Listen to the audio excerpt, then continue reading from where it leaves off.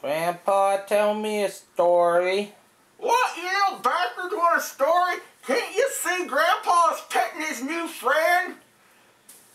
If you're not good, Grandpa's gonna sick mister bite you in the nads on you. Isn't that right, Mr. Bite you in the nads?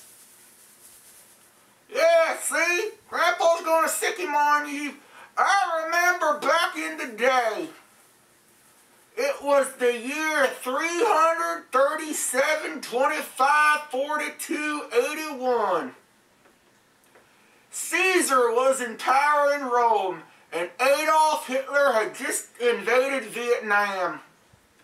Grandpa was a lonely soldier on the Russian front, living off canned noodles, Rice Krispies, and, well, there was something brown that they kept sending Grandpa to eat.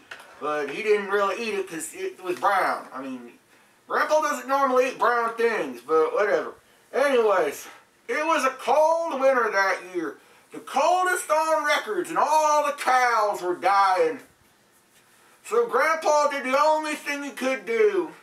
He gathered up his snowshoes and he walked 3.5 miles to an old schoolhouse that stood on the edge of dumbfuckery town.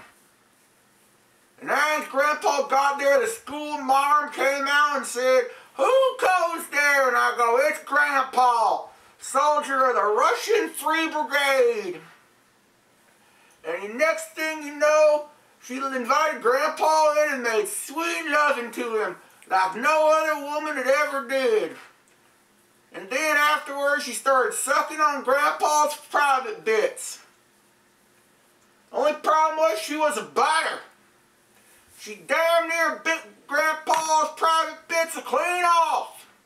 So Grandpa had to slap her in the face and he said, "Woman, don't you go stepping on Grandpa's private bits. This ain't beef jerky. This is Grandpa's fun joystick." And she's like, "Don't ever smack me again, Grandpa." And Grandpa said, "Bitch," and smacked her again. "I'll smack you however many times I want." So her and Grandpa got in a fight, and we fought for 4 days and 5 nights, causing earthquakes and tidal waves, and there was a tsunami. And just when we were about to strike the killing blow, mine to her throat and hers to my, well, nether regions, the French Foreign Legion attacked us. There was only one rifle between the two of us. But Grandpa would shoot and she would dagger fight thousands of them. She flew through the air, spinning and whirling like a knifey, daggery flinging thing, and Grandpa kept shooting Frenchmen in the face. And then, all of a sudden, Grandpa heard a noise. The crickety-crack of bones breaking. He looked over and saw she was down. A giant Frenchman wielding a big-ass wrench and a buck-toothed helmet, and knocked her out of the air, and she lay broken and battered on the ground. So Grandpa, doing the only thing he could, picked up his saber and fought the Frenchman off. Ended up stabbing him clean through the eye.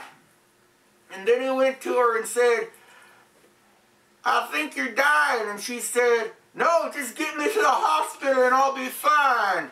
And Grandpa was like, "No, you're not going to make it. Is there anything?" And she was like, "No, just get me to the hospital and I'll be fine." And Grandpa was like, "Shush, shush, be quiet. I want to enjoy it." And she was like, she just kept screaming about going to the hospital. And the next thing Grandpa knew, he was like, "Don't worry, Grandpa's going to put an end to your suffering." And she's like, "It's just a broken leg. Take me to the hospital." And then Grandpa put the gun to her head and pulled the trigger, and that was the hardest thing Grandpa ever had to do. He laid there with her broken body, and it was horrible, among the corpses of the Foreign Legion. And that's the day Grandpa got a stiffy that lasted for more than 8 hours. So he took a picture of it and sent it to his friend. "Now go get him!